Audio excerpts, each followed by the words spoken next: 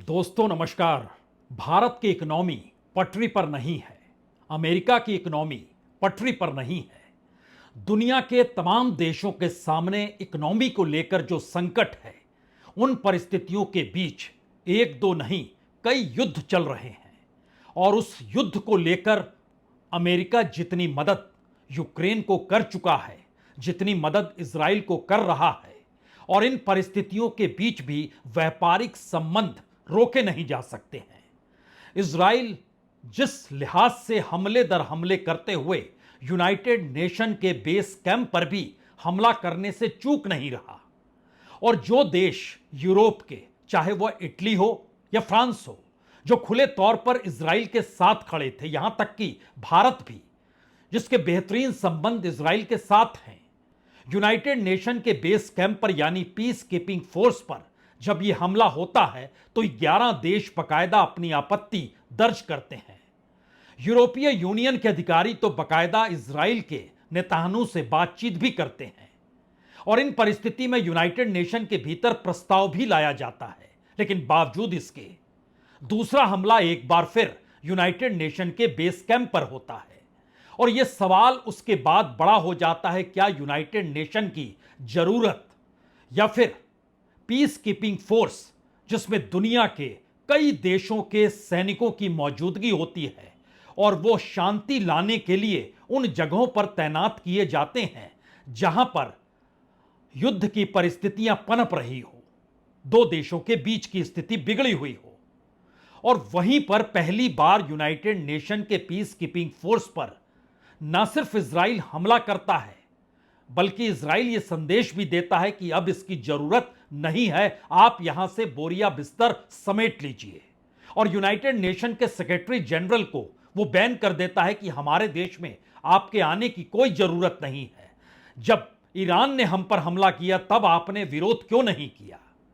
और इन तमाम परिस्थितियों के बीच जरा कल्पना कीजिए कि यूक्रेन को लेकर कितनी मदद नाटो या कहीं अमेरिका के जरिए दी गई होगी। 175 बिलियन डॉलर यानी 14 लाख करोड़ से ज्यादा की मदद दी जा चुकी है।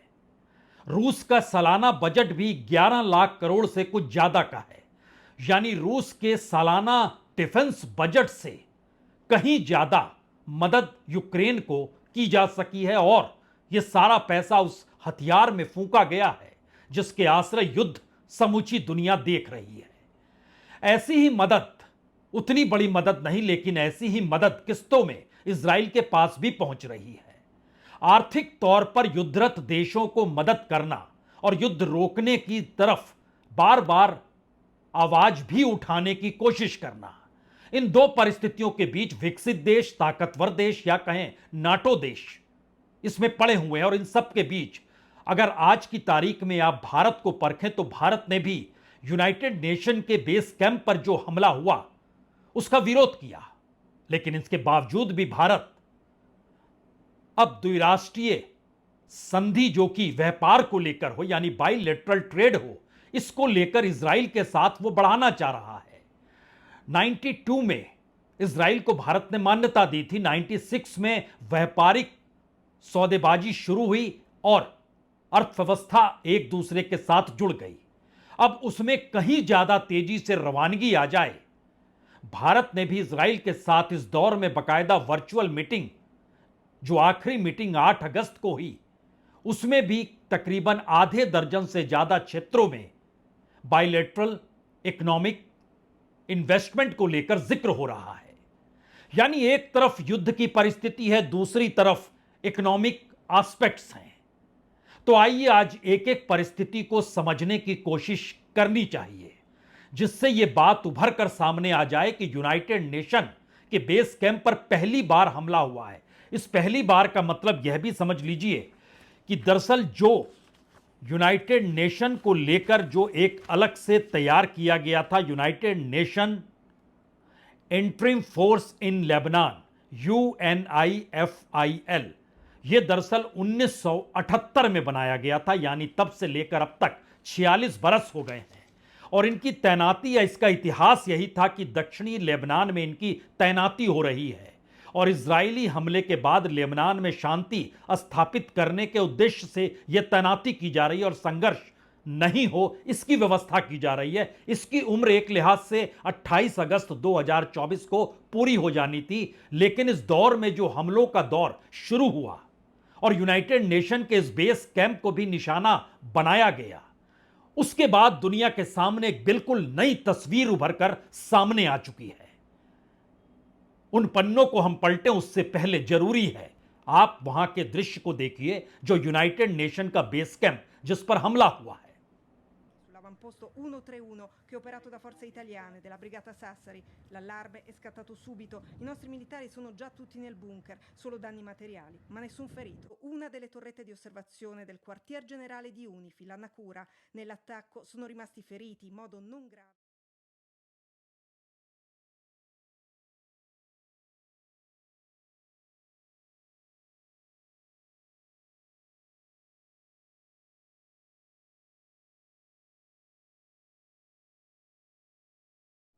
ये तैनाती या ये कैंप जो यूनाइटेड नेशन का कैंप है, ये दरअसल सीमा पर मौजूद है। एक तरफ लेबनान, दूसरी तरफ इजराइल, और इसको ब्लू लाइन कहते हैं। एक तरफ ब्लू लाइन यानी सीमा रेखा है और उसके साथ साथ लिताली नदी बहती है। इन दोनों के बीच ही इस कैंप की स्थापना 1978 में की गई और बीते 46 वर्षों से कभी ऐसा नहीं हुआ कि कोई हमला हुआ हो, वह भी बेस कैंप पर। लेकिन एक बार हुआ, 11 देशों ने आपत्ति जर्द की, जिसमें बाकायदा इटली जो खुलकर इजराइल का समर्थन करते रहे, मिलोनी वहां की जो प्राइम मिनिस्टर हैं, उन्होंने खुलकर इस दौर में जो भी समर्थन किया इस पर उन्होंने आपत्ति व्यक्त की। उन्होंने कहा ऐसा नहीं होना चाहिए। और इन सब के बीच यूनाइटेड नेशन अपने तौर पर जिन प्रस्तावों को सामने लेकर आया उसको एक सिरे से इजराइल ने यह कहकर खारिज कर दिया कि दरअसल उनकी मौजूदगी यानी यूनाइटेड नेशन की मौजूदगी तले ही हिजबुल्लाह ने अपनी फौज को मजबूत किया, वहीं से हमला किया, ईरान का साथ लिया, यानी एक शील्ड के तौर पर हिजबुल्लाह के लिए यूनाइटेड नेशन का यह कैंप है। तो हम ये नहीं देखेंगे कि दरअसल इस कैंप की मौजूदगी होनी ही नहीं चाहिए, अब यहां से इसको हटा लीजिए। और इसी के साथ उन्होंने ऐलान कर दिया कि यूनाइटेड नेशन ने इससे पहले वहां के सेक्रेटरी जनरल ने क्यों नहीं ईरान का विरोध किया जब उसने हमला किया था। अब इसको जरा परखने की स्थिति में यह लेकर आइए कि कल ही हिजबुल्लाह ने इजराइल के हाइफा इलाके के गोलानी मिलिट्री बेस पर हमला किया। उसमें 4 आईडीएफ के सैनिक मारे गए, जो इजरायली डिफेंस फोर्स के सैनिक हैं वो मारे गए। ये तेल अवीव से तकरीबन 40 किलोमीटर की दूरी पर है। इजराइल ने आज सुबह सेंट्रल गाजा के एक स्कूल पर स्ट्राइक किया, 100 से ज्यादा लोग वहां पर मारे गए। यह जानकारी निकल कर आई, हालांकि शुरुआती दौर में कहा गया सिर्फ 22 लोग मारे गए हैं। सवाल कई होते हैं, लेकिन यह हमला कैसे कर दिया गया जबकि एयर शील्ड काम करती है इजराइल के भीतर, और यह हमला ड्रोन के जरिए किया गया। तो अमेरिका ने बिना देर किए वहां पर थर्ड, जिसको कहते हैं terminal high altitude area defence, इसकी निगरानी के लिए 100 अमेरिकी सैनिकों के साथ इस एयर डिफेंस को भी भेज दिया। यह दरअसल अमेरिका ने इससे पहले दक्षिण कोरिया में तैनात किया हुआ है, गुआम में तैनात किया हुआ है, रोमानिया में तैनात किया हुआ है, हवाई में तैनात किया हुआ है, यूएई में तैनात किया हुआ है, तुर्की में तैनात किया हुआ है। अब यहां पर भी उसकी तैनाती हो गई। तो यह मैसेज बहुत साफ है कि अमेरिका इस रूप में देख रहा है कि यहां पर अब कोई हमला दोबारा ना हो। यह पहली बार यूनाइटेड नेशन के सामने एक मुश्किल घड़ी है, क्योंकि अगर याद कीजिए या ध्यान दीजिए तो इससे पहले उसने यूएनडीओएफ, जो कि एक लिहाज से इजराइल और अरब देशों के बीच जंग रोकने के लिए United nation disengagement observer force बनाई थी, उसके बाद 4 बरस के बाद यह यूएनआईएफआईएल बनाया। लेकिन उस दौर में भी उद्देश्य यही था कि इजराइल और सीरिया के बीच जो सीज फायर था वो बरकरार रहे, कोई जंग की स्थिति ना आए। हमला यूएनडीओएफ पर नहीं हुआ, पहली बार यूएनआईएफआईएल पर हुआ, और इसको लेकर इजराइल का जो रुख है उससे दुनिया बेचैन हो गई है।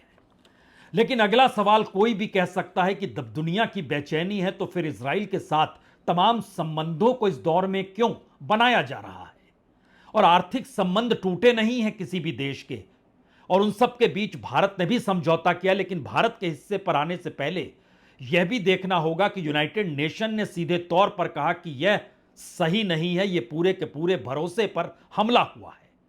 और इजराइल के नेतान्याहू ने कहा कि दरअसल खाली कर दीजिए, क्योंकि लेबनान के युद्ध वाले क्षेत्र में हिजबुल्लाह ने इसको शील्ड बनाया है। और इजराइल के विदेश मंत्री ने कहा कि यूनाइटेड नेशन के चीफ ने जिस तरीके से ईरान के हमले के बावजूद भी खामोशी बरती, या वो जिस तरीके से चाहते हैं कंडेम किया जाए, तो अब उनकी एंट्री बैन की जाती है।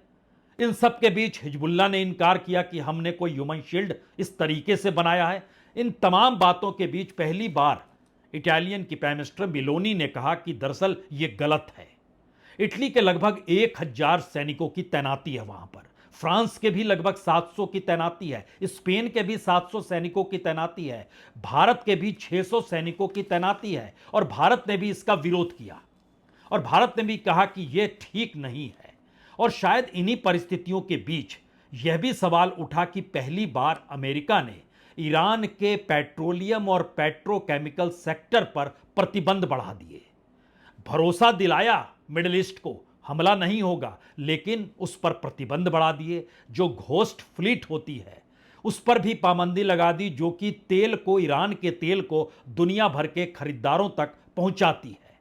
और इन सब के बीच ईरान ने अब कह दिया है कि जिसने भी अपने एयर स्पेस का इस्तेमाल करने की इजाजत इजराइल को दी, तो फिर वो भविष्य में उसका खामियाजा भुगतने के लिए तैयार हो जाए। यानी मैसेज उस मिडिल ईस्ट के लिए है जहां पर खासतौर से यूएई में तो बाकायदा अमेरिका की मौजूदगी है, वहां पर वो थर्ड शेड भी लगाया गया है जिससे कोई अटैक ना हो पाए। लेकिन इन सब के बीच कई सवाल एक साथ निकल कर आए कि अब भारत की भूमिका भी क्या हो सकती है। यहां पर भारत के हिस्से को जरा समझना होगा। भारत की मौजूदा इकोनॉमी डामाडोल है।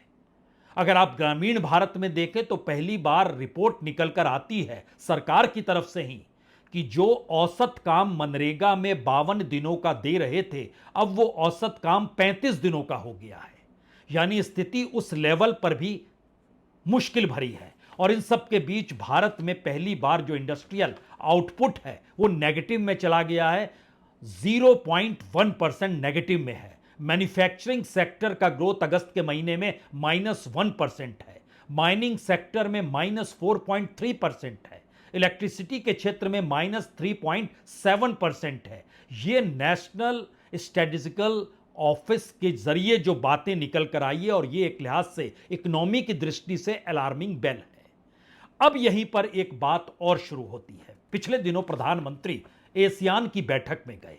एशियान के भीतर का एक सच यह भी है कि भारत में एशियान का माल ज्यादा आता है, भारत एक्सपोर्ट कम कर पाता है।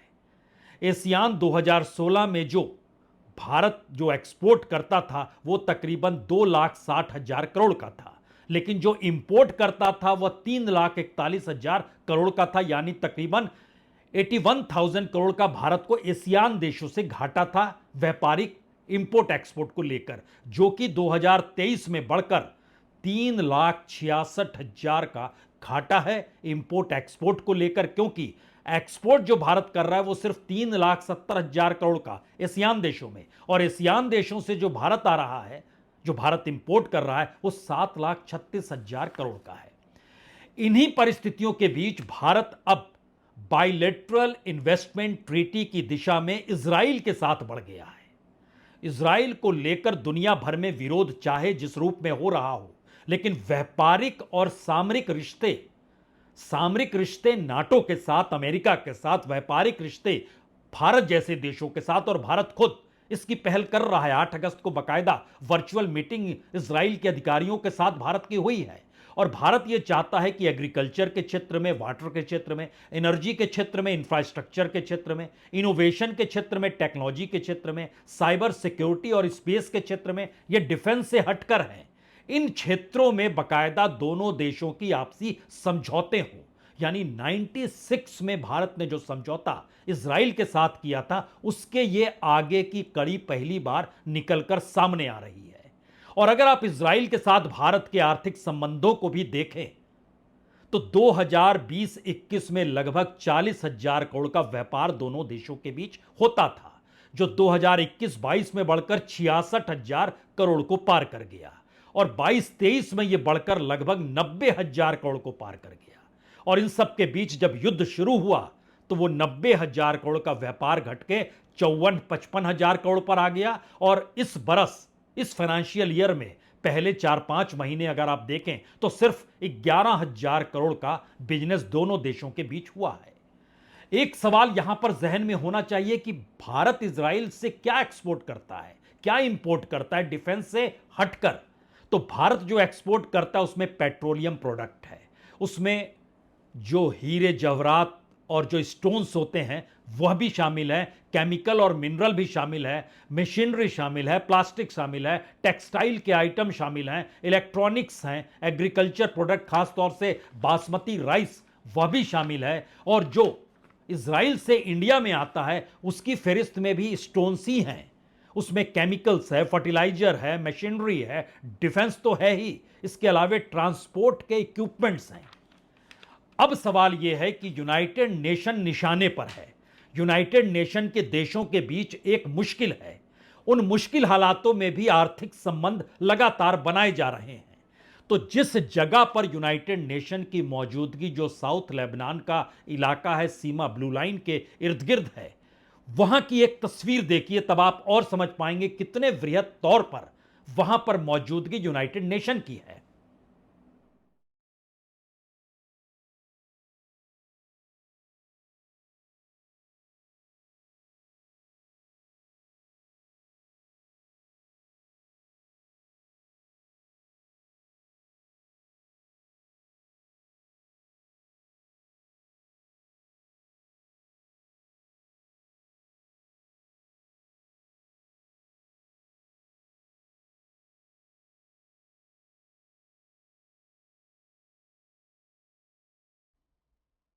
The UN source said that along with the tower that came under fire on Friday, troops also breached the perimeter of another peacekeeping base they'd fired at the day before. The UN's peacekeeping chief said that the safety of over 10,400 peacekeepers in Lebanon is, quote, increasingly engendered. इसी जगह पर हमला हुआ है। 120 kilometre लंबी ये blue line के साथ सटी हुई दीवार है और यही जगह पर हमला जो नौकारा जो हेडक्वार्टर है वहां पर इजरायली टैंकों से हमला किया गया। और संकट की परिस्थिति इस रूप में गंभीर है कि यूनाइटेड नेशन करे तो क्या करे, क्योंकि बकायदा यूनाइटेड नेशन सिक्योरिटी काउंसिल का रेजोल्यूशन है जो एक झटके में इस इलाके में खारिज हो चला है। और जो देश सदस्य के तौर पर इन परिस्थितियों में यूनाइटेड नेशन के साथ खड़े हैं, इजराइल का विरोध कर रहे हैं, उनके साथ आर्थिक गतिविधियां और सामरिक सहयोग की परिस्थितियां लगातार जारी है, यानी मिलिट्री डिजाइन में सहयोग भी लगातार हो रहा है। अब यहां सोचिए कि यूनाइटेड नेशन की तरफ से जो जानकारी निकल कर आई उसमें चौंकाने वाली बात यह है कि उन्होंने खतरे की घंटी इस रूप में बताया कि न्यूक्लियर इंस्टॉलेशन और तेल भंडार जहां पर ईरान के मौजूद हैं वहां पर भी क्या आने वाले वक्त में अटैक होंगे या अटैक हो सकते हैं, और उसी को रोकने के लिए तो यह बेस कैंप बनाया गया था। कोर्ट में कही गई बात जो यूनाइटेड नेशन ने कही कि हमारे पास ऐसा मामला आया है जहां एक टावर में आग लग गई थी और कैमरों को नुकसान पहुंचाया गया। यह बेस कैंप का जिक्र है जहां हमारे सामने आग थी, 2 इंडोनेशिया के, 2 श्रीलंकाई इन सैनिकों को घायल हो गए। इसके अलावे 15 से ज्यादा सैनिकों की आंखों में जलन और वो मुश्किल हालात में आ गए। इन तमाम परिस्थितियों के बीच यह भी यूनाइटेड नेशन ने कहा कि शांति सैनिकों पर कोई भी जानबूझकर किया गया हमला अंतर्राष्ट्रीय मानवीय कानून का गंभीर उल्लंघन है। और जो ब्लू लाइन के पास 131T जो है उस पे कई टी दीवारें गिर गई हैं और जब इजरायली सेना ने कैटरपिलर ने इसके दायरे में मारा तो इजरायली टैंक यूनाइटेड नेशन के पोजीशन के करीब पहुंच गए और एक टैंक ने यहां पर विस्फोट भी किया। यह मैसेज क्या है? 2 मैसेज दुनिया के सामने बहुत साफ है, यानी जहां पर इजराइल की मौजूदगी, अमेरिका उसके साथ, नाटो कंट्रीज इस परिस्थिति में साथ खड़े हैं और दूसरी तरफ रशिया है। रशिया यूक्रेन से लड़ाई लड़ रहा है, ईरान इजराइल के सामने खड़ा है।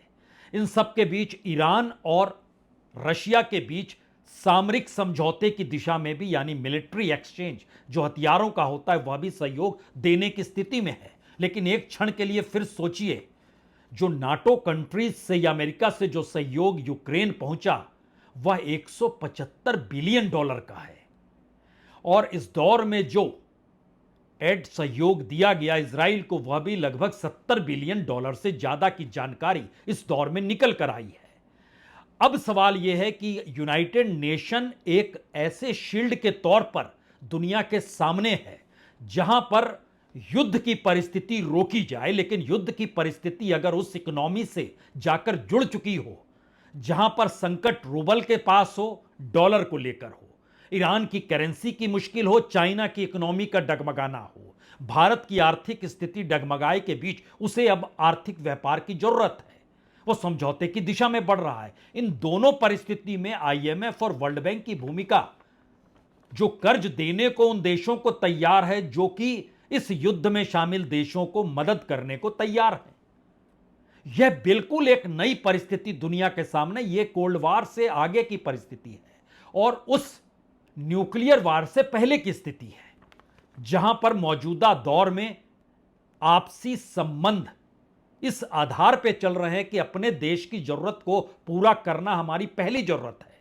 लेकिन इसके साथ दुनिया अगर तबाही की दिशा में बढ़ रही है तो उस तबाही में से भी कैसे अपने अनुकूल परिस्थिति बनाई जाए, इस दिशा में संबंधों की परिस्थिति नए पावर सेंटर को दुनिया के सामने खड़ा कर रही है। और ध्यान दीजिए, इस दौर में जो दुनिया के अलग अलग देशों में यूएनआईएफआई का मिशन चल रहा है, जहां पर भी जो भी गतिविधियां चल रही है वो मिडिल ईस्ट में भी है, लेकिन दक्षिणी लेबनान की परिस्थिति ने बिल्कुल एक नया संकट दुनिया के सामने खड़ा कर दिया है।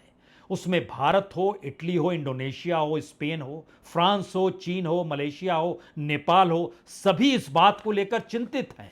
नाटो कंट्रीज भी इस बात को लेकर चिंतित है। लेकिन इजराइल का बहुत साफ कहना है कि दरअसल जो आपका प्रस्ताव, जो रेजोल्यूशन था 1701, वो लागू अब नहीं होता है, क्योंकि हिजबुल्लाह ने पिछले 18 महीनों में सीमा क्षेत्र में खुद को मजबूत कर लिया, वहां हथियार जमा कर लिए, इजराइल पर अनगिनत रॉकेट दागे और कथित तौर पर पिछले साल इजराइल पर बड़े पैमाने पर आक्रमण कर अपनी सेना की तैनाती कर डाली। तो फ्रांस, इटली और स्पेन ने जो लेटर लिखा कि 1701 रेजोल्यूशन का उल्लंघन हो रहा है, तो ऐसे में इजरायली सेना ने कहा कि जो शहर नाकूरा है, जहां पर हेडक्वार्टर है इस बेस कैंप का, वहां से गोलाबारी क्यों हो रही है। जब आप वहां पर रोक नहीं सकते हैं तो फिर आपके होने का मतलब क्या है। इन परिस्थिति ने 3 सवाल दुनिया के सामने खड़े कर दिए हैं। पहला बड़ा सवाल तो यही है, क्या वाकई जो डगमगाती हुई इकोनॉमी दुनिया के सामने खड़ी है और कैपिटलिज्म एक स्टैग्नेंट पोजीशन पर आकर खड़ा है, उसकी जरूरत यह युद्ध है। और युद्ध की परिस्थितियों ने उस डगमगाती इकोनॉमी को अस्थायी तौर पर बेहतर करने के लिए इस युद्ध की परिस्थितियों को बनाकर रखा है। और इसके साथ यूनाइटेड नेशन, जिसकी भूमिका युद्ध रोकने की होनी चाहिए, अब उसको कोई मानने को तैयार नहीं है। और वर्ल्ड बैंक और आईएमएफ की पूरी फिलॉसफी जो आर्थिक मदद के आसरे चल रही थी, वह भी तो अमेरिका खास तौर से, अन्यथा आप कह सकते हैं डेवलप स्टेट जो यूरोपियन कंट्रीज है, जो ज्यादातर नाटो से जुड़े हुए हैं, उनके आसरे ही चल रही है। तो दुनिया के भीतर क्या पावर सेंटर अभी तक जो नजर आता था एक त्रिकोण के तौर पर, रशिया, यूएस और चाइना, इस युद्ध की परिस्थिति ने अब इन तीनों को आमने सामने ना लाकर कहीं ऐसी परिस्थिति तो नहीं खड़ी कर दी। एक तरफ यूक्रेन है जिसको 175 बिलियन डॉलर दिए गए, दूसरी तरफ इजराइल है जिसको 70-75 बिलियन डॉलर दिए गए, एक तरफ ईरान है जो अब रशिया से हथियारों को पा रहा है, एक तरफ हिजबुल्लाह या गाजा या कहें उस परिस्थिति के भीतर वहां पर लगातार होने वाले हमलों की परिस्थिति है। इस दौर में चीन जिनके साथ खड़ा है, अभी वह खुलकर नहीं आया है। और इन परिस्थिति के भीतर भारत भी अपनी इकोनॉमी को देखते हुए चीजों को साधना चाह रहा है तो युद्ध रुकेगा कैसे? और कोई भी युद्ध रोकने का जब आह्वान करेगा, ऐलान करेगा, तो वो कहां पर खड़ा है, इसको लेकर बहस तो दुनिया भर में जरूर होगी। और हर कोई कटघरे में तो कहीं खड़ा नजर नहीं आ रहा है। पहली बार यह सवाल यूनाइटेड नेशन के अस्तित्व पर उंगली भी उठा रहा है। और यह खतरे की घंटी है। बहुत बहुत शुक्रिया, बहुत बहुत शुक्रिया।